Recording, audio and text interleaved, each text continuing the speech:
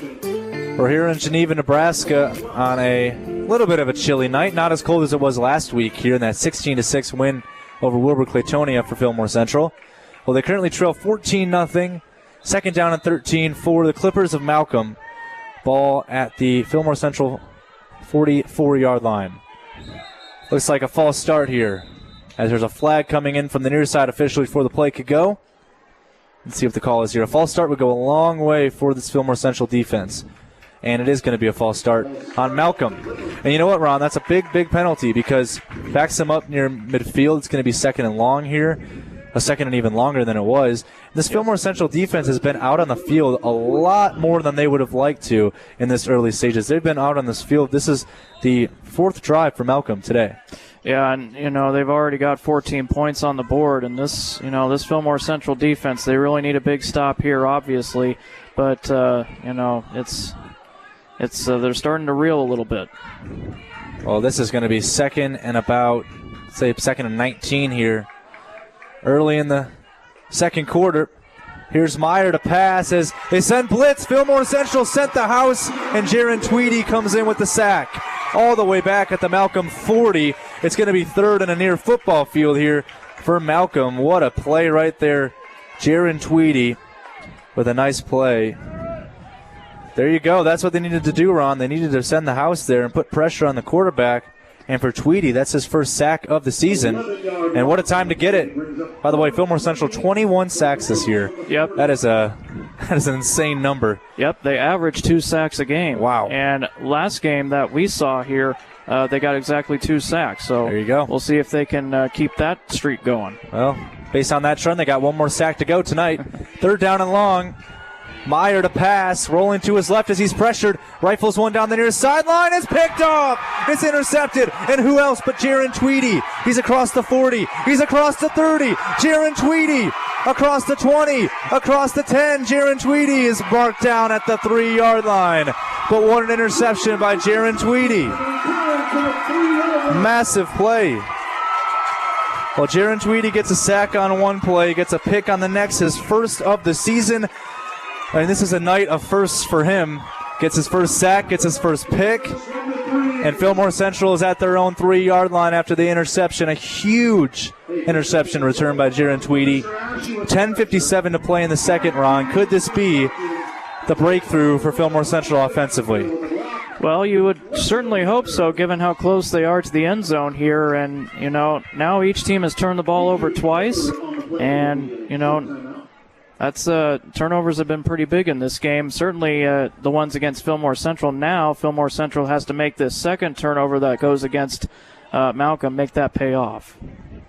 Well, it looks like there was an injured Clipper on the plane. It looks like it might be Mason Wisniewski, who was actually second in Nebraska's Triple Crown in baseball last season. Oh, wow. So he's a dual sport athlete. He was part of that Malcolm team that won the baseball state title early summer.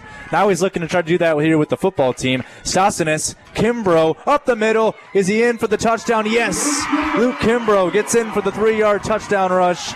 And Fillmore Central gets on the board early in the second quarter off of another defensive turnover forced by this defense. And Jaron Tweedy walks off the field and gets a high five from the entire sideline. I think he definitely deserved it. 2 back-to-back big plays on defense for him. Absolutely, and, it's one thing to get turnovers, but it's another to be able to capitalize on them, and Fillmore Central able to capitalize on that one pretty quickly there. The extra point by the Panthers is good, and it is back down to a 7-point game. 10:53 to go in the second quarter. A big interception by Jaron Tweedy. He brought it all the way down to the 3-yard line. It was finished off by Luke Kimbrough. And we're right back to almost even in this one, but Malcolm still leads by 7. 14-7 Clippers over the Panthers early in the second. We'll be right back on All Red. Tonight's high school football playoff game is brought to you by Sapp Brothers of Philly, Crete, Lincoln, and Hanover, Kansas, Heath Sports Shop in downtown Crete, Plymouth Irrigation and Plymouth Electric, Wells Implement in Plymouth, and Norris Public Power District. Well, what a huge shift in momentum here after the interception by Jaron Tweedy. They cap it off with a touchdown, and it's a 7-point game once again. This one's booted and caught by Amen at the 13-yard line. He's going to bring it across the 20. He's all the way across the 30 up the far sideline. He's all the way across the 35 and brought down at the 36. There's a flag, late flag. And I don't know what this flag is here. It came in really late. You know, it's going to be holding on Malcolm. That came in really, really late, Ron. You don't usually see flags come in that late if it's holding. Yeah, not if it's holding, no, but must have been fine up until that last little block there, apparently. So. Well, that's tough because you get a good return out to probably about the 36-yard line, and you're looking good, and then you hold right at the end of that play, and you back yourself up super far. So they're all the way back to their own 23-yard line, Malcolm, leading 14-7. 2 interceptions tonight so far by the Panthers. Yeah, on the first one, sorry, Ron, I was just going to say on the first one, they went 3 and out. On the second one, they cap it off with a touchdown. Yeah, I was just going to say, I think this is the worst starting field position for Malcolm all night here. I think you might be right about that. First play is a handoff to Dalton Amen, cutting up the middle and getting into the linebacker core. He gets to about the 29-yard line, and it's a pickup of about 6. It'll be 2nd and 4. I'm really impressed with the run blocking by Malcolm. It seems to be whatever they're doing there, it seems to be working. Been able to run it up the middle, around each side pretty effectively. It seems like they've had a little bit more success up the middle, but they've done a pretty good job running the football tonight. So we'll see what happens here on 2nd down and 4 from the 29. Myers under center. Fakes the handoff, play action. Fillmore Central sends blitz again. Meyer gets this one off, and it's almost intercepted again. Stasinis almost got that. Knocked down, nice play by Stasinis, excuse me. It's 3rd down and 4. Well, wow, that was almost the 3rd interception of the game by Fillmore Central. You can tell this blitz being sent here by Fillmore Central's defense is definitely getting to Maddox Meyer, the senior QB for Malcolm. The thing is, in their first few drives, Fillmore Central wasn't sending pressure. They were just sending four rushers.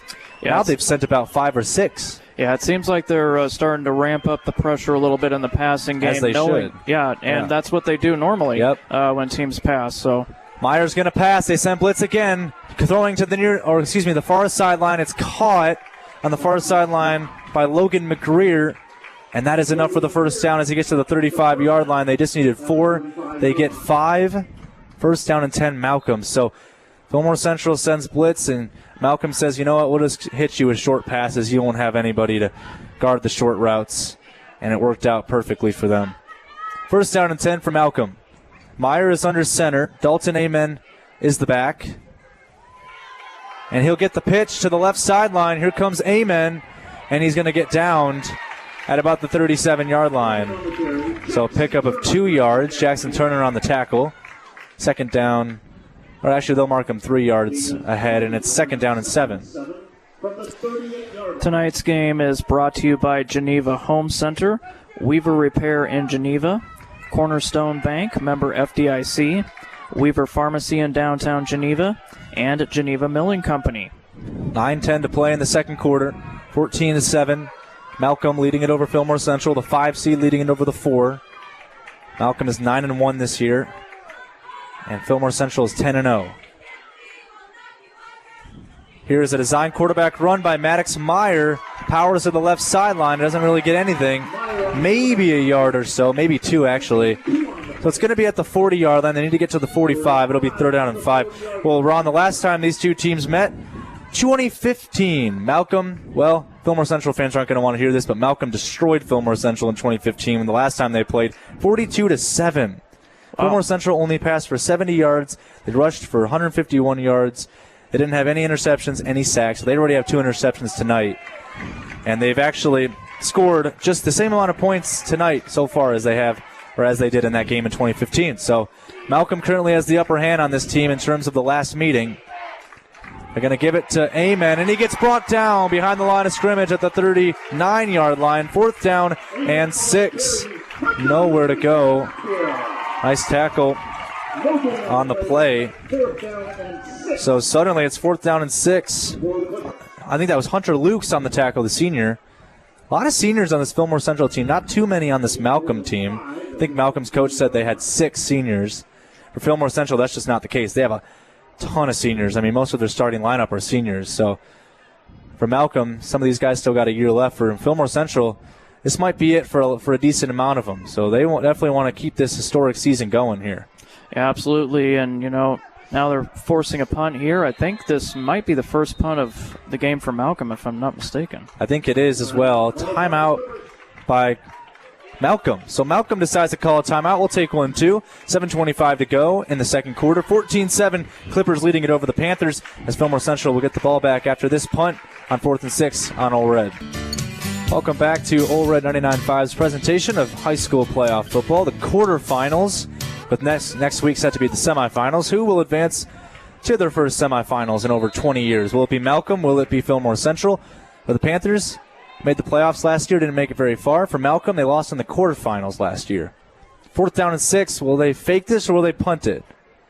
And Malcolm's going to boot this one away. Nice punt by Dalton Amen. And here's the catch at the 24-yard line by Dylan Gawecki. He's going to be wrapped up at the 26. So about a 2-yard return on the punt by Gawecki. Well, I was wondering if maybe Malcolm was calling a timeout because they might want to go for it at their own 39-yard line on 4th and 6. But I always kind of wonder why they called that timeout because, I don't know. Yeah, maybe they use those timeouts at the end of the half. Yeah, usually you don't call a timeout right before you punt the ball. Maybe they didn't have the right personnel out there. That could be. Other than that, I really don't see why they called that timeout. Well, we're not the coaches of a team in the playoffs, so I guess it's not our discretion to know. But 2 timeouts for both teams left in the half. Sassinis under center, flips it out to the outside. Luke Kimbrough running to the right, cuts back upfield, and gets to the line of scrimmage. Nothing more, nothing less. There's also a downed Malcolm Clipper, and I don't. Yeah, we'll see here. Yep, he's hurt. Well, he's getting helped up by his teammate here, but I wonder if that's the best option. The down Clipper on the play is Mason Wisniewski, who actually, like I mentioned before, was second in Nebraska's Triple Crown last season in baseball. He's getting up and walking under his own power, and, I mean, he is a kind of just a well-built individual. 5'11", 235. You can tell he's a multi-sport athlete from the way he's kind of built. And he was involved in that initial blocking play.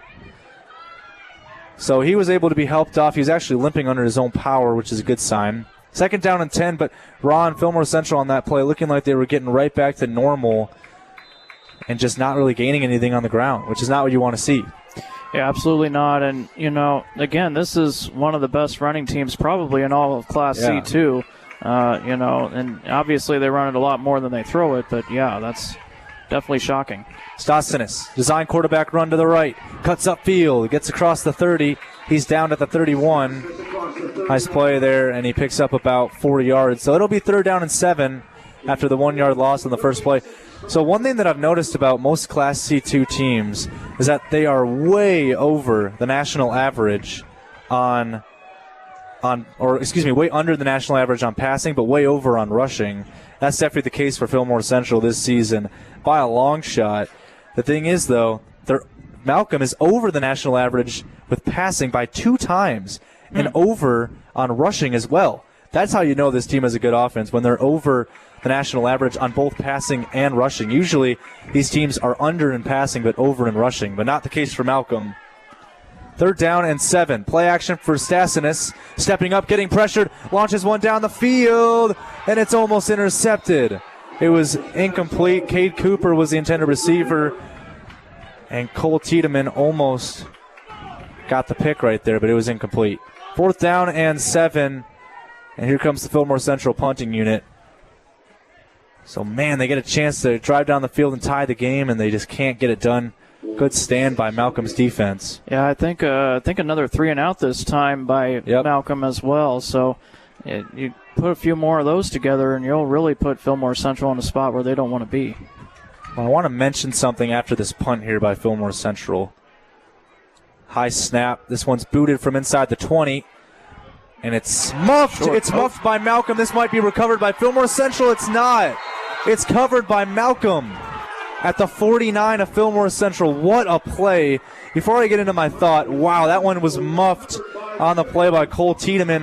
And it looked like Fillmore Central was going to get it. They had 3 guys around the ball, and a Malcolm special teams guy comes in and jumps on the ball. That is a huge missed opportunity for Fillmore Central. I looked down at the crowd after that, and I saw a lot of clapping from the Malcolm side and some hands on faces and just disappointment for Fillmore Central fans. Big missed opportunity. So 1st and 10 from the Fillmore Central 49 for the Clippers. Two receivers to the right, one to the left for Maddox Meyer. He'll fake the handoff. Meyer keeps it himself, runs across the 40. He's across the 30, across the 20, and he's across the 10. He's wrapped down at the 3. There's a flag, and the way this is looking, this is going to be holding on Malcolm. So that big gain inside the 5 for the Clippers will be negated by a holding call. Well, that was a really good play by Maddox Meyer, and it was an option play, and Meyer kept it. The entire Fillmore Central defense, Ron, was expecting it to go to Dalton Amen. So, wow, that's unfortunate. Another penalty negating a big play. Yeah, I think that's the 3rd time tonight we've seen that, a big play being negated because of a penalty for Malcolm. And you get too many of those flags that negate big plays. That's another thing that can really kill you later on. Yeah, you kind of just, while that run's happening, you see that flag come in, and you kind of just know that even though it was Maddox Meyer who was making the big play, getting down inside the 5, it didn't matter. They were going to get backed up anyways. 1st down and 12. Now Malcolm from their own 49.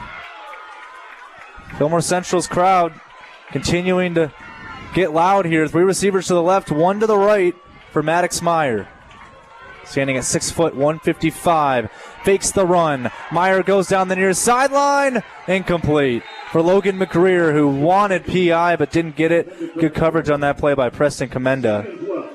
Commenda, by the way, just a freshman. And he's already making those big plays defensively in the quarterfinals of the playoffs. Yeah, you know, and again, this defense, this Fillmore Central defense, you know, if they can continue to play well in the secondary and continue to get pressure on the quarterback, they're going to have a pretty good night stopping this passing attack from Malcolm, I think. 5:13 to play in the second quarter. 14-7, Malcolm leading it over Fillmore Central. Meyer takes the snap, hands it off to Dalton Amen, who gets a hole on the near sideline. He's across the 40 and pushed out at the 37, but there's a flag that came in late because of a late push. This is going to be on Fillmore Central. It didn't look like a big shove at the end, but it definitely was a late shove. That's what the referee's going to make this call on.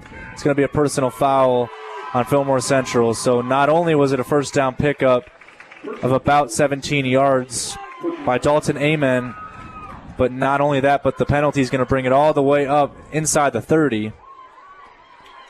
And this is going to go all the way down to the 21-yard line here. Wow.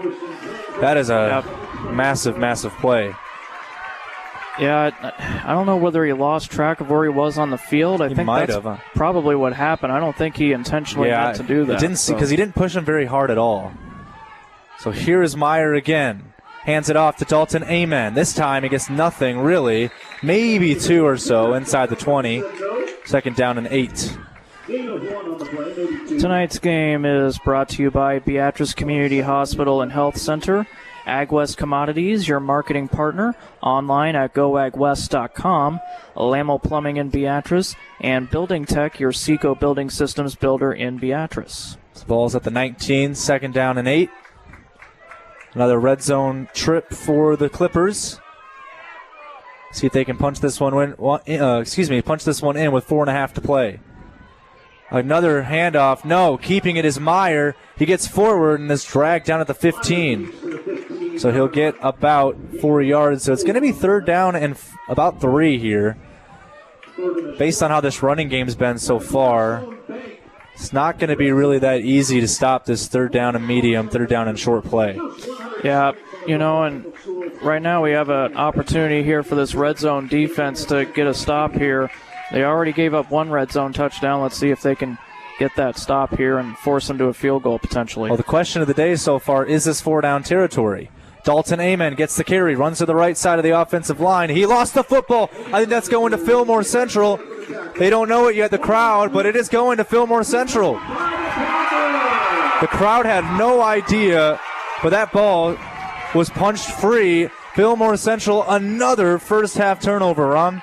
Yeah, that's their third one tonight, and of course Fillmore Central, they have 2 of theirs, but now Malcolm is losing the turnover battle, whereas they were winning the turnover battle by 1 earlier. That was Dalton Amen. Sorry, Ron, that was Dalton Amen on the fumble, which you just don't see very often from him at all this season.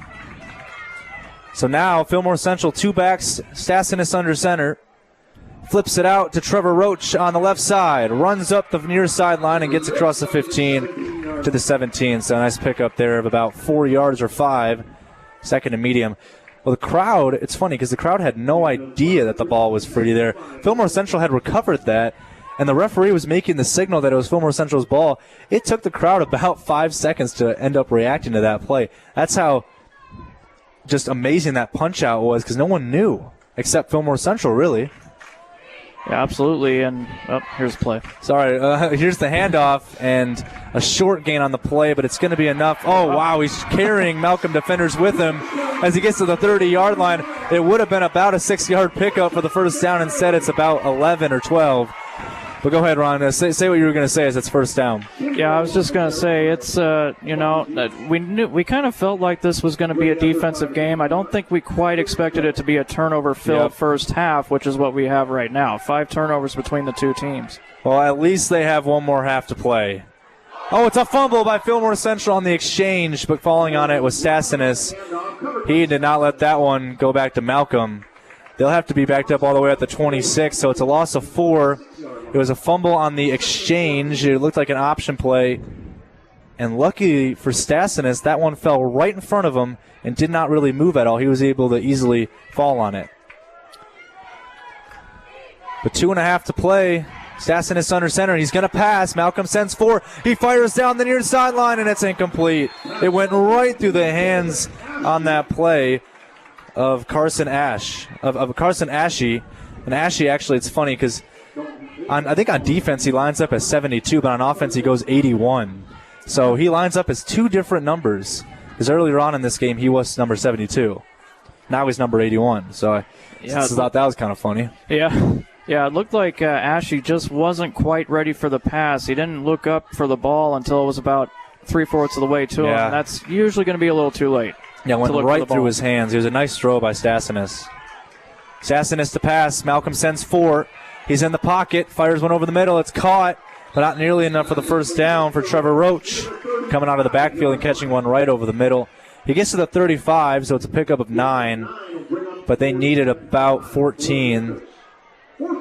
Actually, I think they needed about 14 on there, so it's going to be about a 4th and 5 here with 2 minutes to play.